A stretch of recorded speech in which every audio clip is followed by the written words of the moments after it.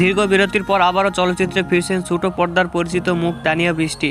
রায়হান খানের পরিচালনায় নির্মবর্ত ট্রাইব্যুনাল নামের একটি সিনেমায় তাকে দেখা যাবে। প্রায় 6 বছর বিরতি শেষে তিনি আবারও সিনেমার শুটিংয়ে অংশ নিচ্ছেন।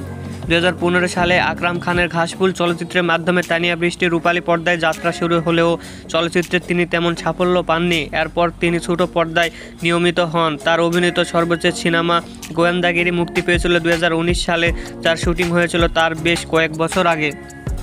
অভিনেত্রী জানান, নাটকের ব্যস্ততার কারণে তিনি এতদিন সিনেমা নিয়ে ভাবছিলেন না। তবে ভালো গল্প চরিত্র পেলে ফিরবেন এমন সম্ভাবনাও তিনি আগে উড়িয়ে দেননি। অবশেষে ট্রাইব্যুনাল এর মাধ্যমে তার সেই অপেক্ষা শেষ হলো।